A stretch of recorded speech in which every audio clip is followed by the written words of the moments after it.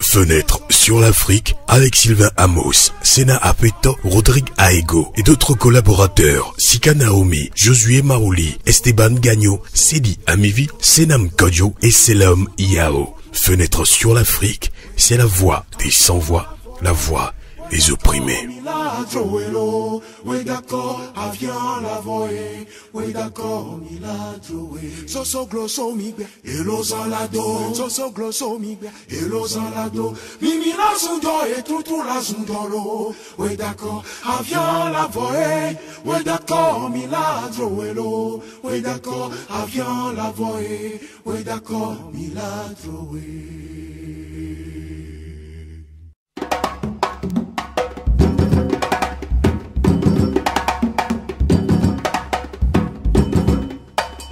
Bonsoir à toutes et à tous, heureux de vous savoir nombreux à l'écoute de votre émission Fenêtre sur l'Afrique sur Radio Canal K, sur Radio à Volonté, la voix de la résistance du peuple togolais. Au Togo, 113 prisonniers politiques dans les prisons et de nouveaux cas de décès en détention, de la nécessité de rompre avec ces graves violations des droits de l'homme. Ce sera le débat citoyen avec deux invités qui seront en ligne depuis Lomé et de la diaspora togolaise et plus précisément en Allemagne. La voix du peuple. La voix du peuple. Deuxième partie de l'émission, débat panafricain. Des mouvements anti-France-Afrique au Mali, au Sénégal, en Centrafrique, en Guinée-Conakry et au Burkina Faso. Des peuples exigent le départ des bases armées françaises dans leur pays. Vers la fin de la France-Afrique, ce sera ce débat panafricain avec nos invités en ligne depuis le Mali, Sénégal et ici même en France. Et merci de nous être fidèles sur le 3xcanalk.ch et sur Radio à Volonté.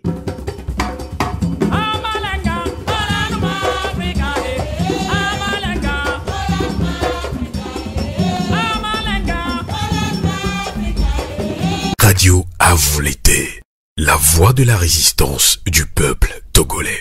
Merci de votre fidélité sur le 3xcanalk.ch et sur Radio à Volonté.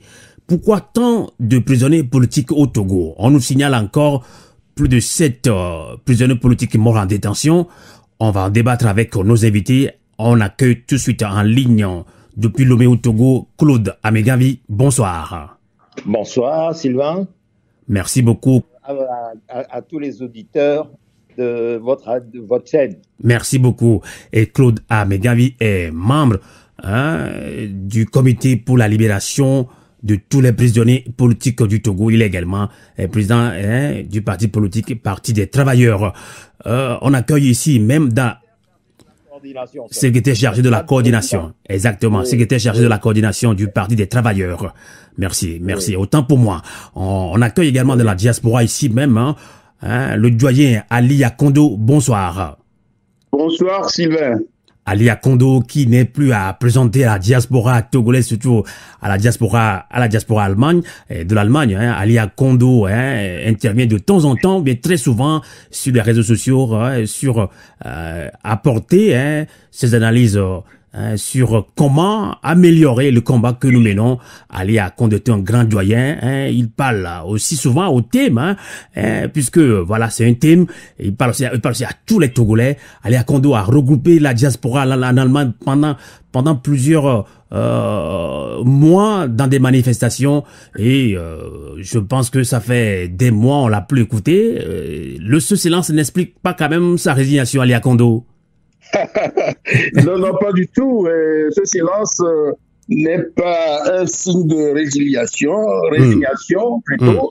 Ce silence, enfin, je l'ai gardé pour observer. D'accord. Mais je vois que jusqu'ici, nous sommes en train de patauger. Exactement. Et là, Radio à Volonté vous a fait ressortir parce que ça, c'est trop. Il y a trop de prisonniers qui meurent en prison. Ça vous choque. En tout cas, merci de votre disponibilité, doyen Ali Akondo. Alors, rapidement, on va relancer Claude Amegavi. Et je le disais, il est membre du comité pour la libération de tous les prisonniers politiques du Togo. Claude Amegavi, il y a quelques mois, vous lanciez ce mémorandum qui a parlé des prisonniers et la situation très difficile qu'ils vivent en prison. Alors, comment se poursuivent les activités du comité de lutte pour la libération des prisonniers politiques du Togo, Claude Amegavi?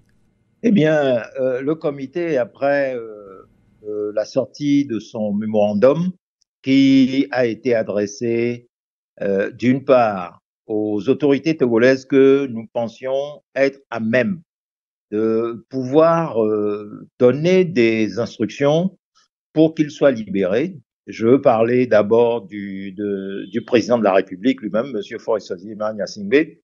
Je veux parler de Madame la Première ministre, chef du gouvernement, Madame Victoire Tomega Dogbé. Et je veux parler du ministre de la Justice, M. Pius Agbetome. Et je veux parler du ministre en charge des droits de l'homme et des relations avec les institutions de la République, M. Christian Trimois. Et par la suite, à Madame la ministre des Armées. Alors, après que nous ayons envoyé le mémorandum à toutes ces personnalités-là, à tous ces responsables gouvernementaux, nous avons continué nos activités dans le sens où toutes les institutions que nous avions vues ou que nous avions avant la sortie du mémorandum, et ils sont nombreux.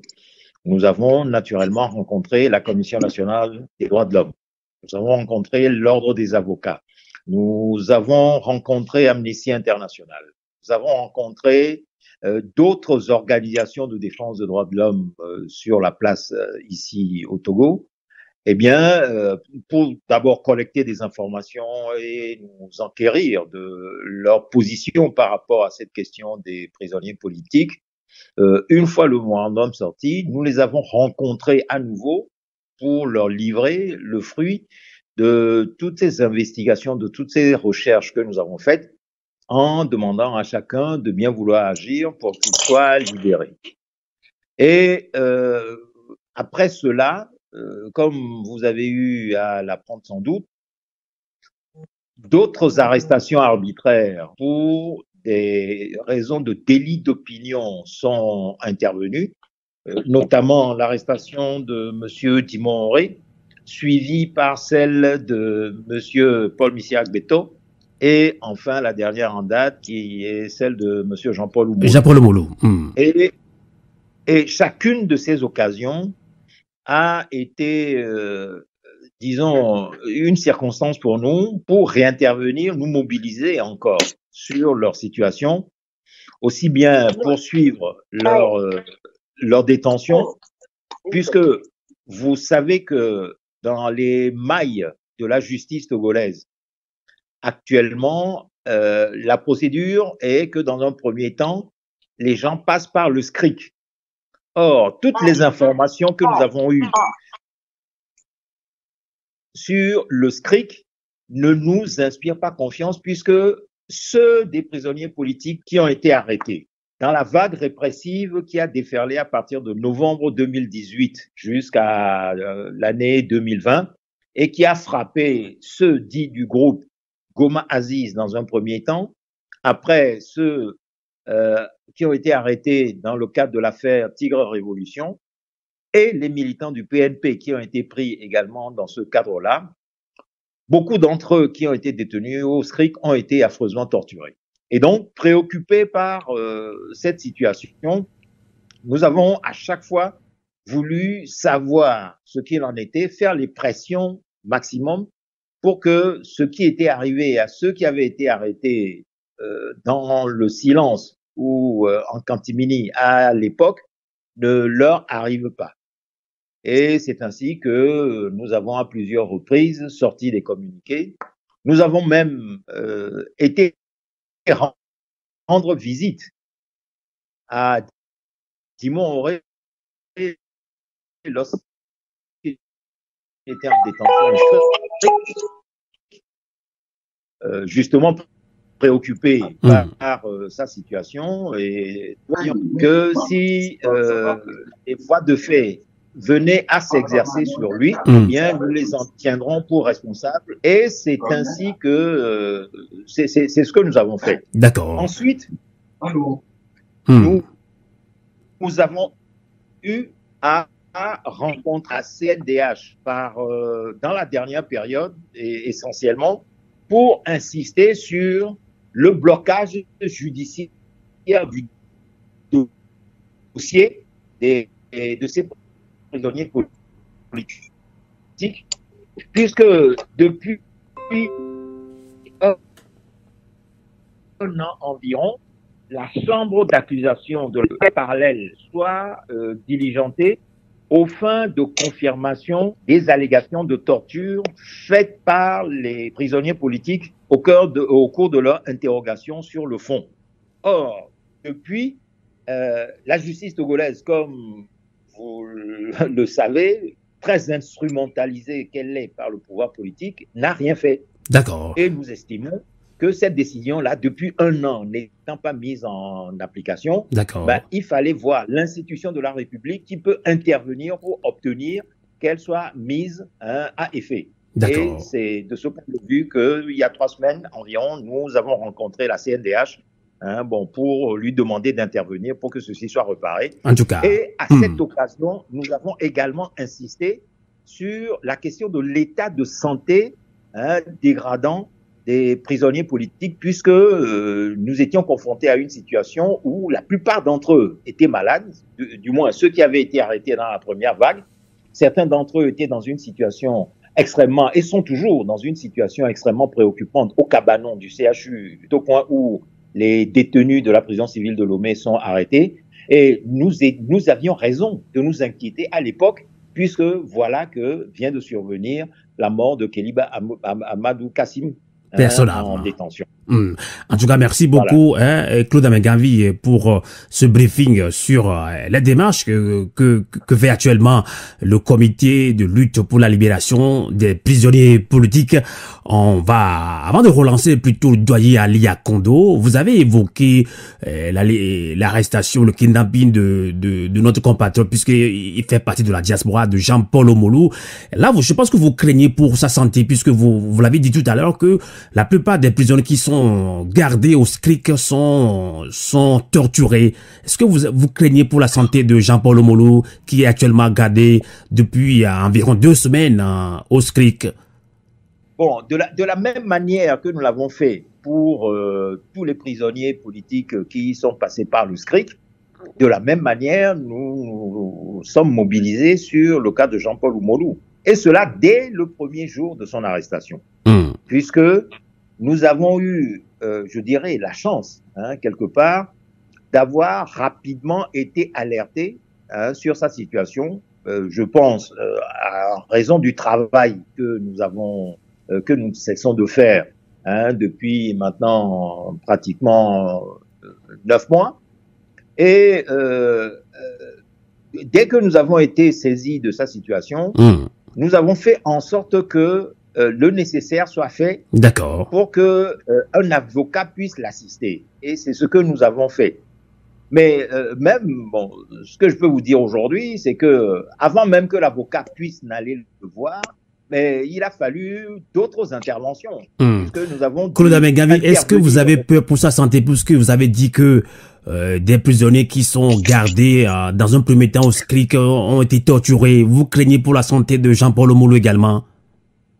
Mais bien sûr, c'est pour cette raison que nous avons fait en sorte qu'un avocat puisse l'assister assez rapidement, puisse aller le voir et puisse aller le voir régulièrement pour s'assurer de la préservation de sa santé, même je dirais tout simplement de la préservation de sa vie.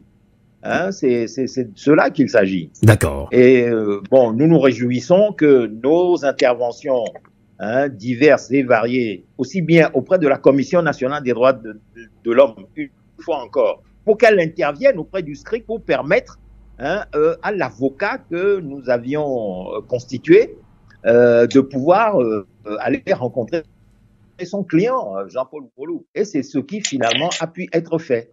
D'accord.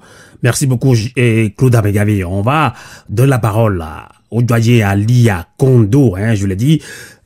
Son silence n'est pas plutôt une résignation, il a dit tout à l'heure. Il est plus éveillé que tout. Merci quand même de votre disponibilité, Alia Kondo, à participer également à cette émission. Faites de l'Afrique sur Canal K sur Radio Avouleté. Vous avez écouté de bout en bout le développement fait par Claude Amegavi, qui fait partie du comité de lutte pour la libération des prisonniers politiques du Togo. Malheureusement, on en compte jusqu'alors encore, quand ce comité a pris en mai ce dossier, il y a 7 prisonniers qui sont déjà morts en détention. Alors, Alia Kondo, pourquoi autant de prisonniers politiques au Togo lorsque le pouvoir se réclame un état de droit? Mon cher ami Sylvain, je voudrais dire un grand merci à notre frère Claude Amegavi, un merci à lui et un merci à tous ses camarades qui se battent pour venir en aide aux prisonniers, à nos frères qui sont en prison depuis un bon moment. Et grand merci pour ce travail. Et donc, s'agissant du fait qu'il y ait tant de prisonniers politiques au Togo, là, je voudrais dire que la situation sociopolitique dans notre pays n'a pas changé. Et donc, les droits de l'homme, la situation des droits de l'homme dans mon pays s'est empirée et à cause de la mauvaise volonté des acteurs politiques togolais. Vous voyez. Donc, la plupart des responsables politiques de l'opposition, je veux dire, sont inconséquents. Ils sont inconséquents et ceux qui gouvernent le pays sont faux et enclins à la barbarie. Je voudrais, vous, Sylvain, vous demander si vous voyez en ce pays un état de droit. Le Togo, présentement, présente-t-il des caractéristiques d'un pays où les droits de l'homme sont respectés?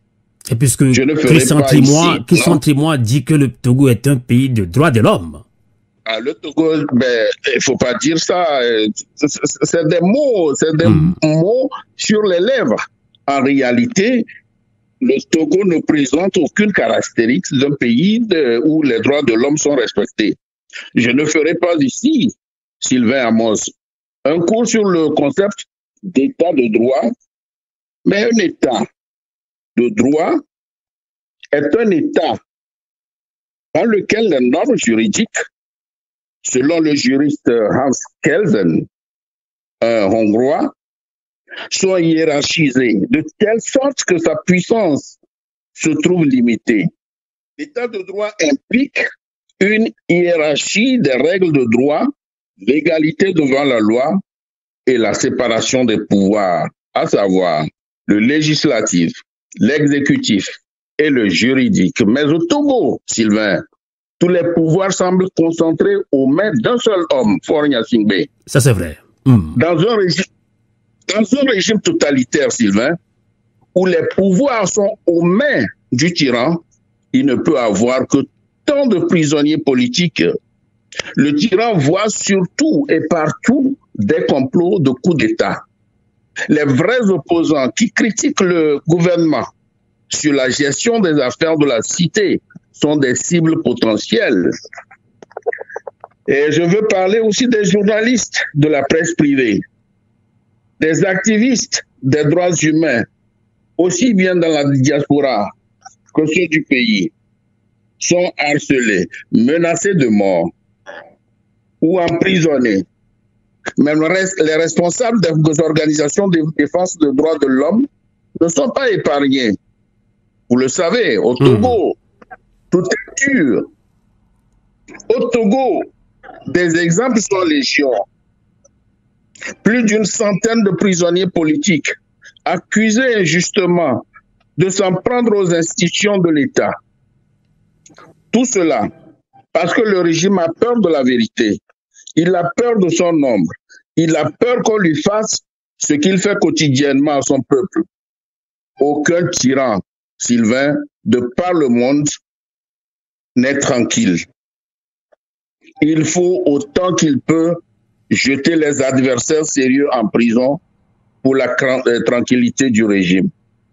Et c'est ce qu'on remarque depuis le 19 août 2017 avec la gigantesque manifestation organisée par le Parti national panafricain de Tikwi et Achadam, lui-même traqué et dans la clandestinité, ses militants tués, paralysés à vie et en exil, ou bien ils sont en prison.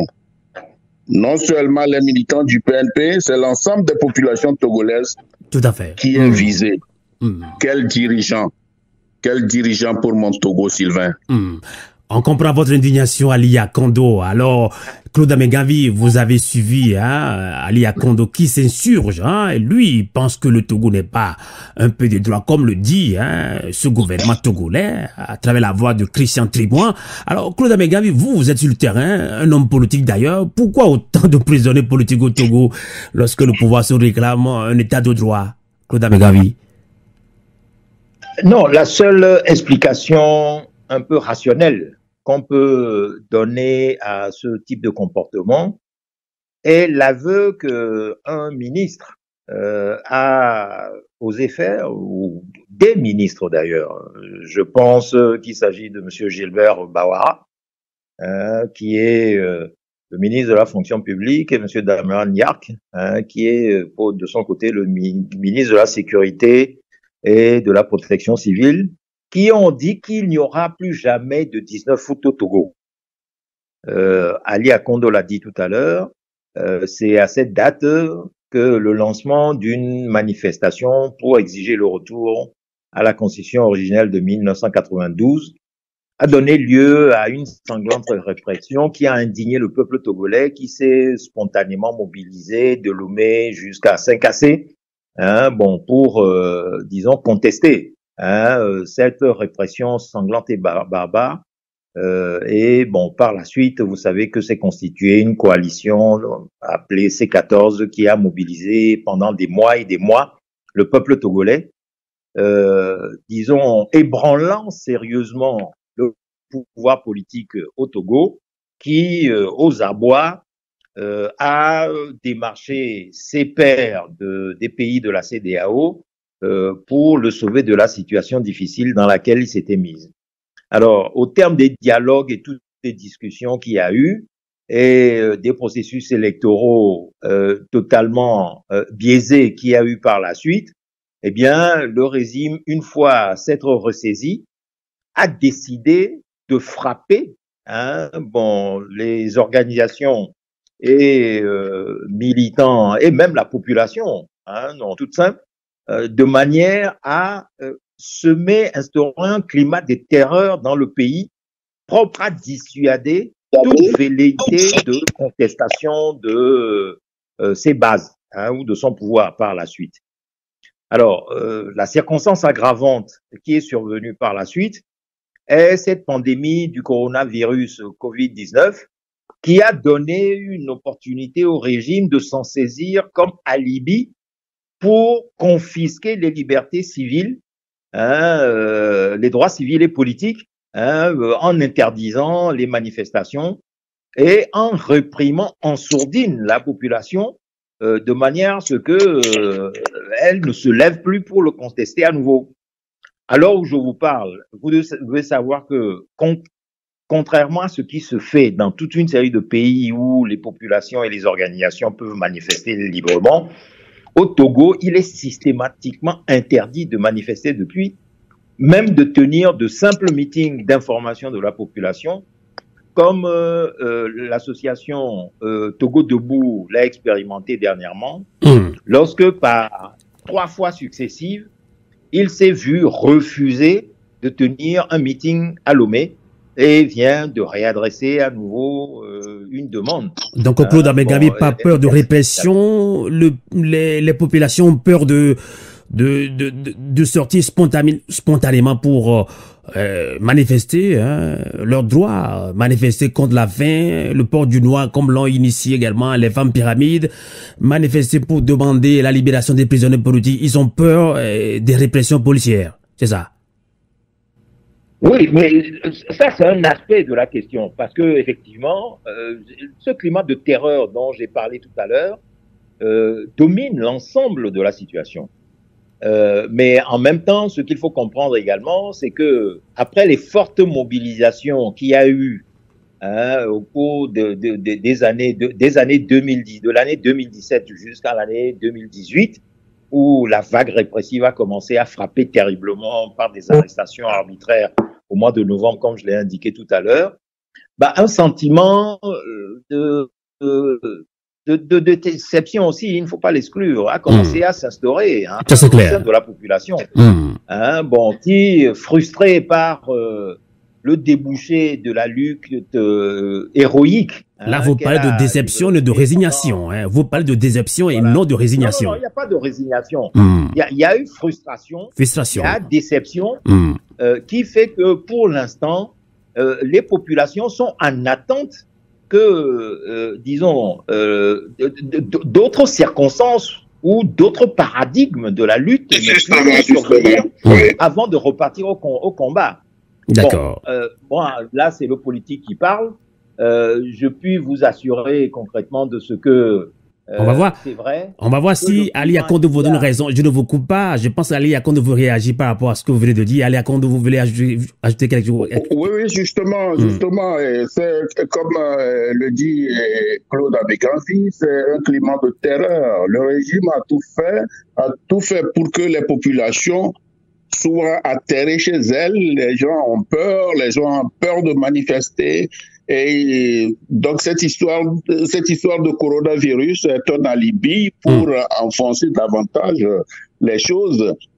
Vous voyez, nous sommes en Europe, moi je vis en Allemagne et nous vivons comment ça se passe ici. Il y a des manifestations. La dernière fois qu'on a arrêté Omolou, est-ce qu'il n'y a pas eu des manifestations en Belgique, en France? Il n'y a pas eu de manifestations. Il y a eu des manifestations. Donc en clair, les populations ont peur des répressions, c'est ça, policières. Oui. Donc ici, en Europe, il y a des manifestations, alors que le coronavirus, il est plus accueilli en Europe. Mais ça n'a pas empêché les gens de manifester. D'accord. Oui, les gens sortent. Mais au Togo, on ne comprend absolument rien. Le Togo est un pays explanétaire. Le Togo n'est pas un pays militarisé. Un pays militarisé, c'est ça. Vous voulez dire. Un pays militarisé. D'accord. On ne comprend pas. Avant de vous... Le droit des peuples a manifesté. Le Togo a complètement refusé ça, prenant la Libye de coronavirus. D'accord. C'est pas normal.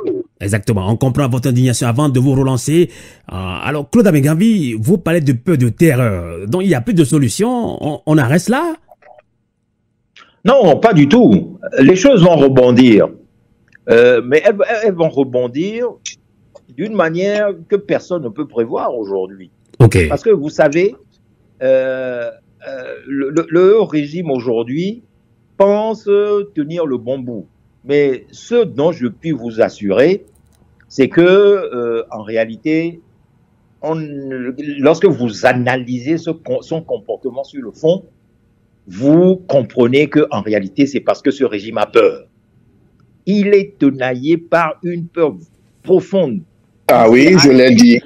Ah oui. D'un soulèvement de cette population contre cette injustice-là, il le sait d'autant mieux que, mais précisément, les mesures édictées, soi-disant, pour enrayer la propagation de la pandémie du coronavirus, prend des proportions complètement ubuesques aujourd'hui en ce qu'il touche les lieux de culte et toute une série de cérémonies, alors que d'un côté, le régime lui-même se vante d'être le champion dans l'éradication de la pandémie au niveau de l'ensemble du continent africain, pour soi-disant enrayer cette pandémie-là, qui n'a aucun rapport avec les chiffres, ni de contamination, ni de décès dus à cette pandémie au sein de la population.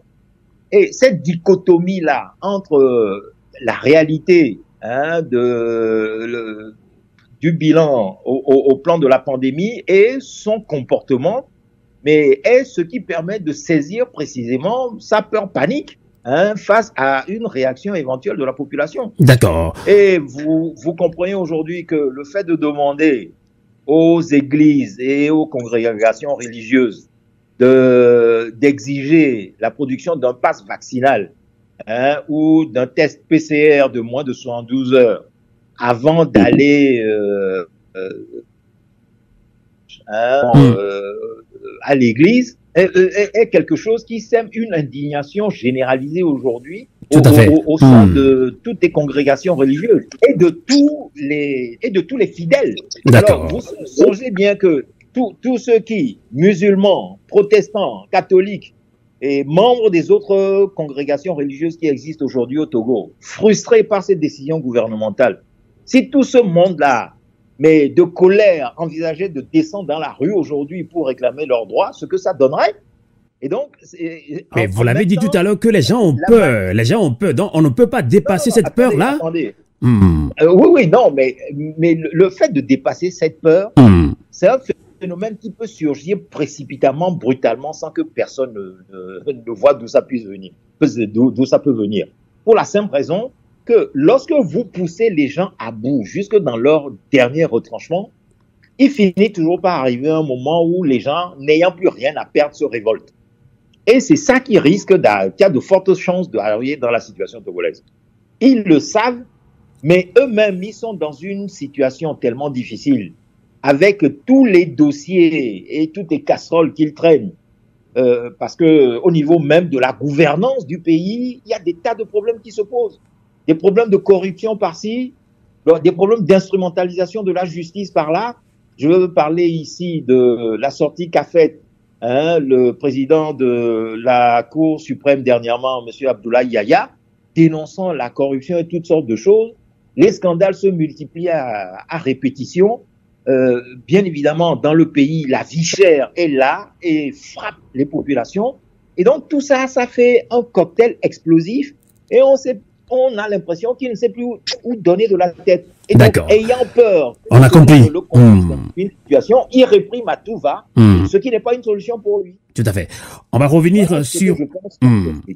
On va revenir sur ce sujet des prisonniers politiques. On en compte 113 ou 114, je ne sais pas. Claude Amengame va le confirmer bientôt.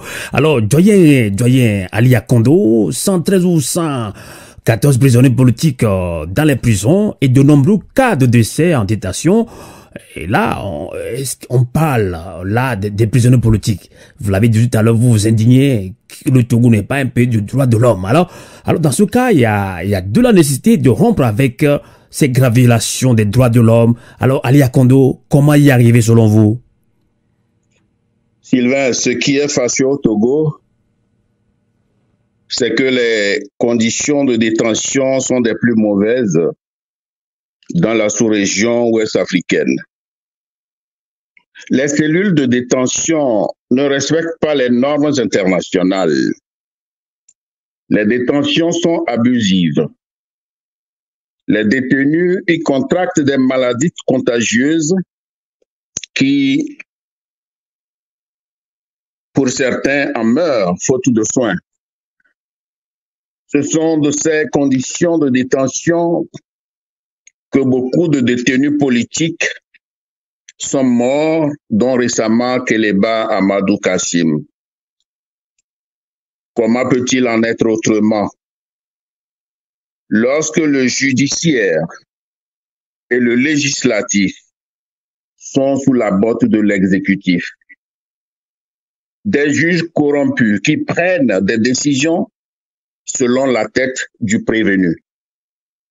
Le président de la Cour suprême togolaise, Maître Abdoulaye Yaya, n'a-t-il pas lui-même dénoncé en octobre dernier les abus de certains magistrats? Ça c'est vrai. On note des détentions de citoyens qui sont oubliés ou presque dans ces maisons carcérales. Par exemple, ces jeunes arrêtés dans le cadre de ce fameux Tigre Révolution croupissent dans les geôles il y a justement 2 ans, sans jugement. Soit le régime togolais n'a pas les moyens de sa politique et il libère tous les prisonniers politiques, ou alors il les fait juger et les libère après que chacun des inculpés aura purgé sa peine. Que faut-il faire pour rompre avec ces graves violations des droits de l'homme? Les organisations togolaises de défense des droits de l'homme, à part Amnesty International, affaiblies de quelque manière que ce soit par le régime, doivent reprendre de la force, doivent tenir dur afin de faire le travail qu'ils se sont assignés. Et c'est pour cela que je voudrais encore une fois dire un grand merci à Claude Améganvi et à son équipe et à toutes les autres organisations qui se battent pour la libération de nos frères qui croupissent jusqu'aujourd'hui malheureusement dans le mouroir, dans ces prisons togolaises. C'est dommage. Alors, elles doivent avoir le courage de dénoncer régulièrement les abus. Et pour ce faire, elles doivent avoir des partenaires fiables et solides étrangers comme Amnesty International, Reporters sans frontières, Human Rights, la Fédération internationale des ligues des droits de l'homme et l'Organisation mondiale contre la torture. Ce sont ces partenaires qui seront des organes de relais dont les échos iraient loin. Tout à fait. Et entre les gouvernants et l'opposition, ces organisations sont censées être un poids mobilisateur de la masse populaire comme on en voit dans d'autres pays, Sylvain. Tout à fait. Je pense qu'Ali Kondo, vous avez raison, mais je pense que la diaspora togolaise aussi doit s'impliquer, doit aider ce comité de lutte pour la libération des prisonniers politiques, Ali Kondo. Justement, nul ne peut ignorer le rôle grandiose que joue la diaspora. J'ai mentionné la diaspora plus loin. J'en viendrai. D'accord. Oui, j'en viendrai. Parce que la diaspora, elle est tout pour ce qui concerne la lutte de libération au Togo. Tout à fait. Sauf que nous n'avons pas, sauf que nous n'avons pas, sauf que spécial pour la diaspora togolaise. Ali Kondo, désolé de vous couper, sauf que nous n'avons pas les vraies informations. Avec le comité de lutte pour la libération des prisonniers politiques du Togo, la diaspora ne donne pas, ça il faut qu'on le dise directement, financièrement, on n'a pas supporté comme il faut ce comité pour que ce comité ait cette capacité financière de faire son travail, Ali Kondo. Non, Sylvain, je vous arrête tout de suite. Et franchement, moi je dis merci à la diaspora, je dis aux compatriotes qui sont en train de s'investir, qui sont en train de se cotiser pour, ce cas-là. C'est-à-dire que, vous voyez, c'est dur, les moments sont durs, mais espérons que crescendo, les gens vont donner de l'argent. Tout à fait. Ce que nous sommes, à travers votre émission, nous sommes en train de lancer un appel à tous les Togolais, tout à fait, tous les volontaires, à tous les amis des Togolais. Tout à fait. Pour que tout le monde s'investisse pour apporter leur contribution. Parce qu'il y a des comptes qui ont été donnés et nous en appelons à la bonne volonté de tous les Togolais, de tous les amis des Togolais, à donner ce qu'ils peuvent donner. En tout cas, cela serve. En tout cas, sans langue de bois, Ali Kondo, on va laisser d'abord Claude Améganvi, puisque nous sommes de la diaspora, parlant justement de l'apport de la diaspora par rapport aux prisonniers politiques qui couplent dans les prisons du Togo, le prison. Voilà. Alors, pour le cas de notre frère Jean-Paul Omolou, on a vu des comptes circuler, on a vu comment est-ce que la diaspora s'est vraiment motivée. S'il faut parler sans langue de bois ici, même en Suisse, je sais que je suis dans une plateforme des Togolais qui vivent en Suisse. Rapidement, les gens se sont motivés tout de suite. Ils cotisent de l'argent pour que on ait de bons avocats pour Jean-Paul Omolou, mais quand on avait parlé entre-temps des prisonniers politiques, il y avait tout un silence un petit peu. Donc, je pense qu'il y a deux poids, deux mesures. Comment est-ce que vous le voyez? De toute façon, c'est ce que je venais de dire. Il faut toute une mobilisation. Exactement. Il faut toute une mobilisation autour de ce cas de Jean-Paul Omolou. Et les autres également. Et les autres prisonniers également. Pardon, je ne me coupez pas la parole, Sylvain. Et j'ai dit, et les autres prisonniers, puisque vous parlez de Jean-Paul Omolou, je dis, il faut toute une mobilisation autour de Jean-Paul Omolou et les autres prisonniers également. Justement, c'est ce que je suis en train de dire. Donc, il faut toute une mobilisation autour de l'arrestation de Jean-Paul Omolou, et non seulement autour de lui, mais aussi autour de tous les prisonniers politiques dans les geôles de la dictature. D'accord. Donc, nous devons tous nous mobiliser, nous de la diaspora, et pourquoi pas ceux de nos frères au pays. D'accord. D'accord. Voilà, c'est des cas. Voyez, je vous comprends. Si nous ne pouvons pas libérer notre pays, il faut quand même qu'on fasse tout pour libérer nos frères qui croupissent en prison par des moyens qu'on venait d'énoncer et prendre des avocats qui vont défendre et Jean-Paul Omolou et tous les autres frères qui croupissent en prison. Merci Ali Akondo. En tout cas, nous allons faire quand même une mise au point dans cette émission. Nous sommes sur Radio à Volonté, la voix de la résistance du peuple togolais sur Radio Kananka. Et dans cette émission, on parle sans langue de bois. Je l'ai dit, peut-être que c'est ici en Suisse seulement que ce problème se pose, ça je ne pense pas. Mais on a eu également écho au niveau des États-Unis, de l'Allemagne, un peu partout.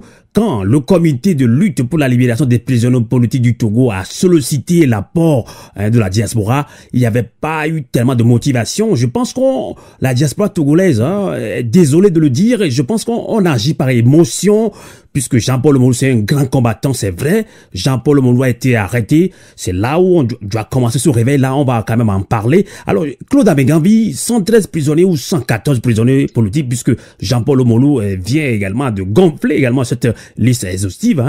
113 ou 114 prisonniers politiques coupés dans les prisons. Et de nouveaux cas de décès sont annoncés également. Paix à son âme, à Kéléba Amadou Kassim. Alors, là, la détention au Togo, il faut faire quelque chose. De la nécessité de rompre avec ces graves violations des droits de l'homme. Comment y arriver, Claude Abengambi?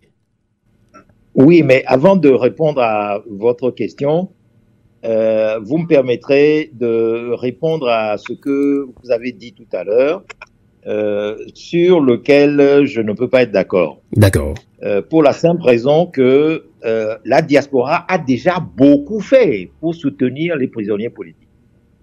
Et donc, tout le reproche que vous faites à cette diaspora-là de ne pas s'être mobilisée pour soutenir le combat pour la libération des prisonniers politiques au Togo est inapproprié. Puisque vous devez vous rappeler que c'est sur votre... Non, attendez. Claude. On va laisser Claude parler. Claude Abengambi, en tout cas, je n'ai pas dit qu'on n'a pas fait, Je n'ai pas dit qu'on n'a pas fait beaucoup.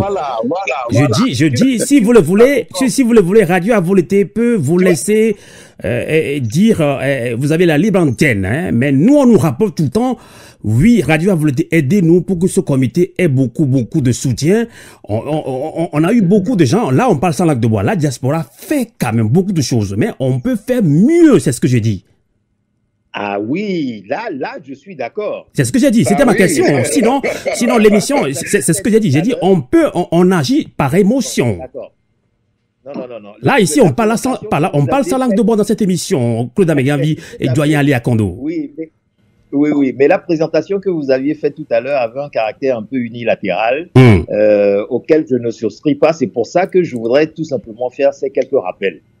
Et j'ajoute que je n'ai pas voulu interrompre Ali Akondo dans son intervention pour pouvoir répondre lorsque mon tour allait venir. C'est ce que je suis en train de faire maintenant.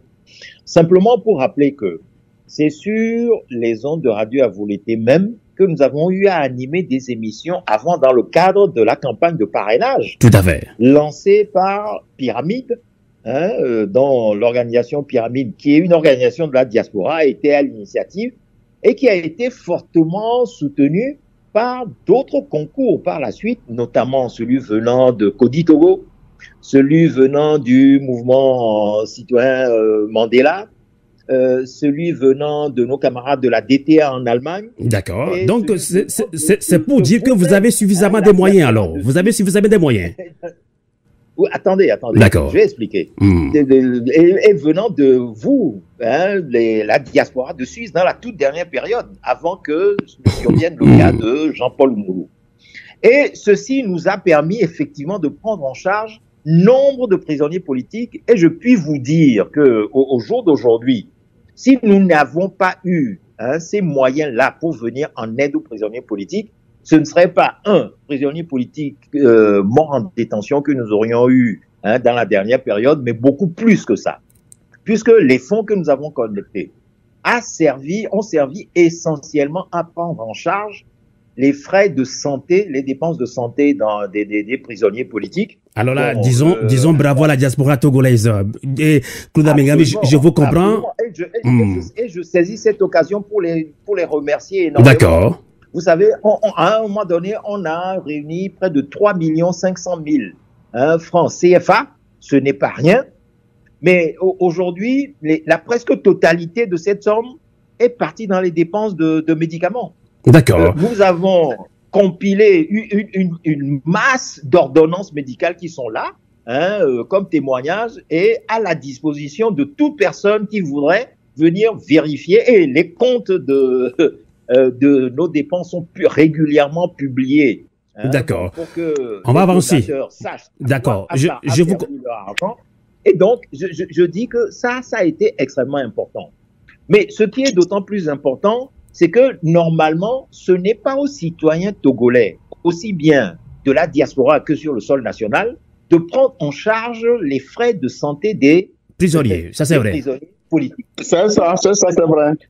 Que c'est l'État qui les maintient arbitrairement en prison.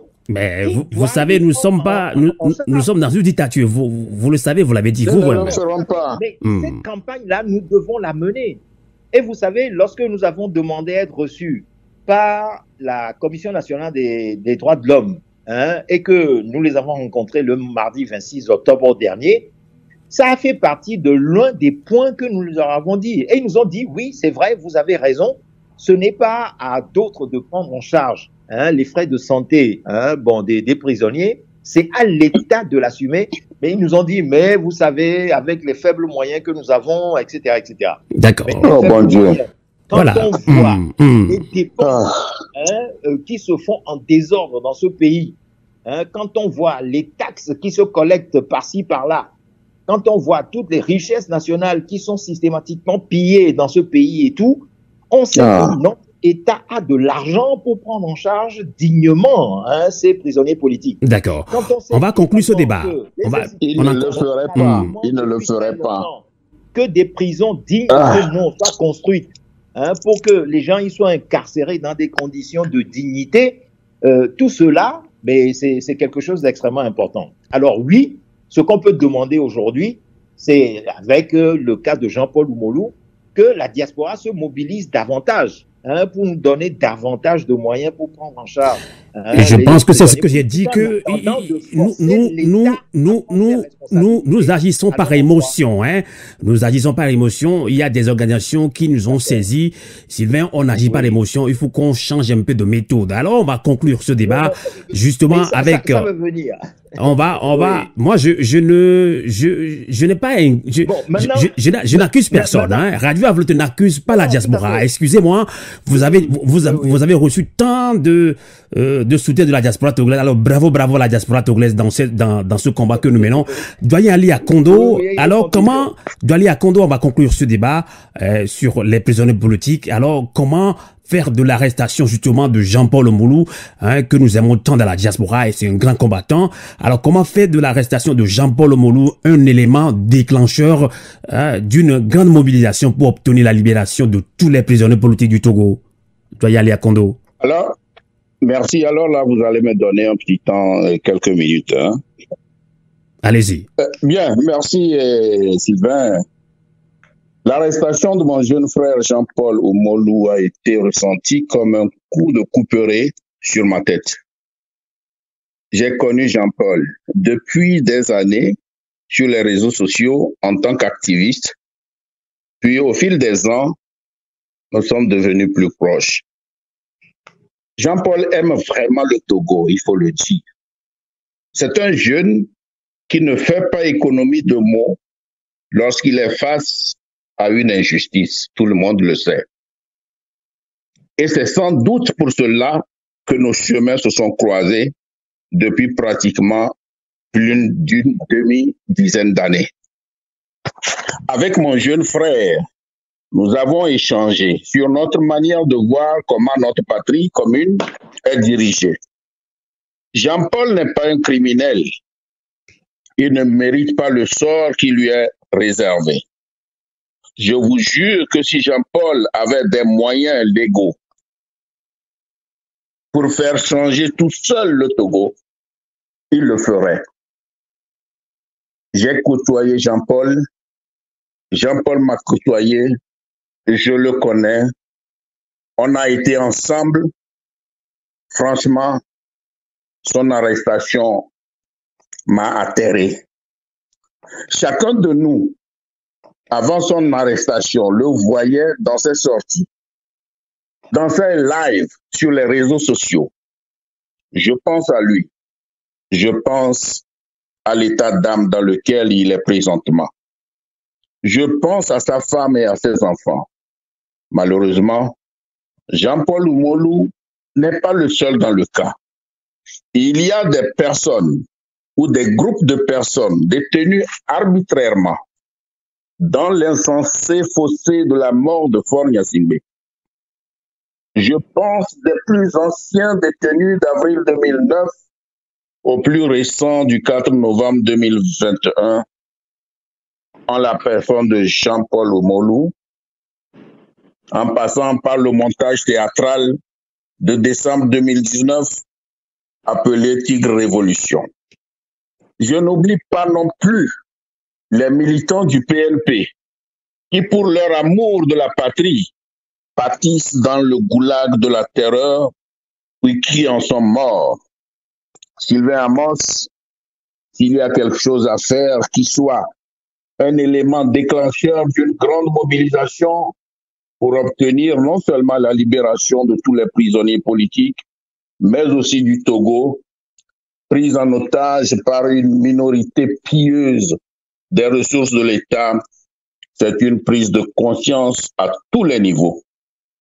Au Togo, des Gnassingbé, qui ne se sent pas lésé par la gestion calamiteuse du bien commun de nous tous.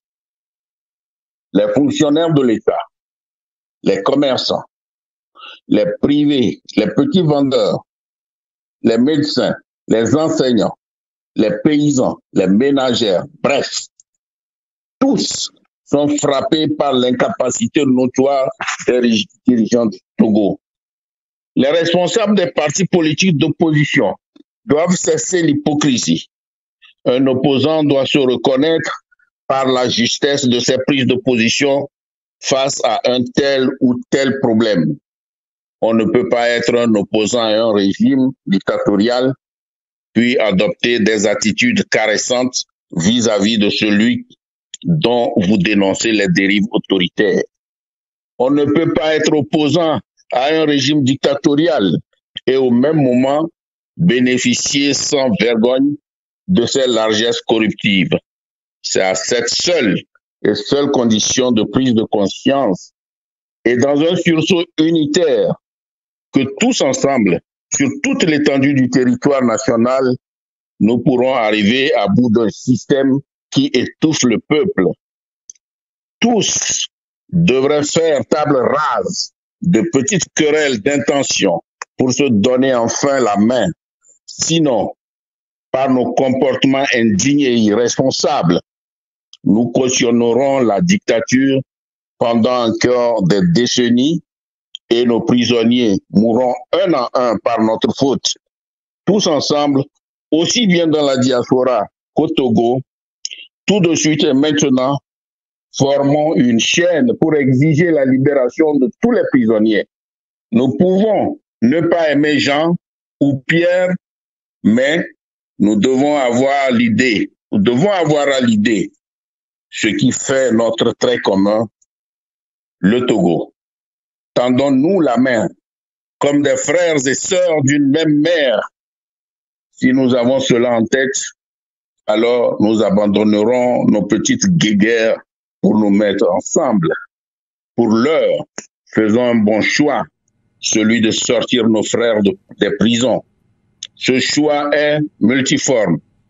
Un soulèvement populaire du nord au sud pour exiger la libération de tous les prisonniers et du Togo, ou alors former une chaîne de solidarité qui permettrait de se cotiser pour engager des avocats, des réseaux sérieux pour la collecte des fonds à cet effet peut avoir lieu au Togo à travers des ONG de défense des droits de l'homme et dans la diaspora, tels que nos camarades l'ont fait pour Jean-Paul Oumolou. Sylvain. Merci beaucoup. Merci beaucoup, doyen. Très, très émouvante votre réaction, votre dernière réaction dans ce débat en termes de conclusion. Merci beaucoup, doyen Alia Kondoa, en vous écoutant. Franchement, j'ai les larmes aux yeux. Alors, on va conclure également cette émission avec Claude Ameganvi, qui est membre du comité pour la libération de tous les prisonniers politiques. 113 ou 114 prisonniers politiques, on dirait, plus d'une centaine de prisonniers politiques. Jean-Paul Oumolou vient s'ajouter à cette longue liste. Alors, comment faire de l'arrestation de Jean-Paul Oumolou un élément déclencheur d'une grande mobilisation pour obtenir la libération de tous les prisonniers politiques du Togo? Claude Ameganvi, que direz-vous également pour conclure ce débat? Je dirais tout simplement que de la même manière que nous l'avons fait pour les 112 prisonniers politiques, il nous faut continuer à accentuer la pression. Et en ce qui nous concerne, nous allons une période des prises de position qui vont appeler à la mobilisation sur sa situation. Nous nous réservons pour l'instant de le faire parce que nous attendons certaines confirmations de la part de ses avocats pour le faire, extrêmement préoccupés que nous sommes par son maintien au strict, comme je l'ai dit tout à l'heure, est un centre de torture innommable dans la situation du Togo. Et c'est ce qui nous a retenus jusqu'ici. Mais ceci ne saurait tarder. Alors, 113, 114, non. Nous nous sommes mobilisés pour, on avait 112 auparavant et Jean-Paul est le 113e. 113e, d'accord. Oui. Jean-Paul est le 113e qui est venu s'ajouter à eux. D'accord, 113e. Simplement, parmi ceux-là, nous comptons aussi ceux qui sont morts en détention. Pour la simple raison que, même s'ils sont disparus, mais nous continuons à nous mobiliser sur leur situation. Parce que, d'abord et avant tout, il faut que la lumière soit faite sur les causes de leur décès. Parce que pour nous, leur mort en détention est des plus suspectes. Il faut que toutes les procédures soient diligentées pour qu'elles soient clarifiées. Et ensuite, que les dédommagements interviennent à l'endroit de leurs ayants droit.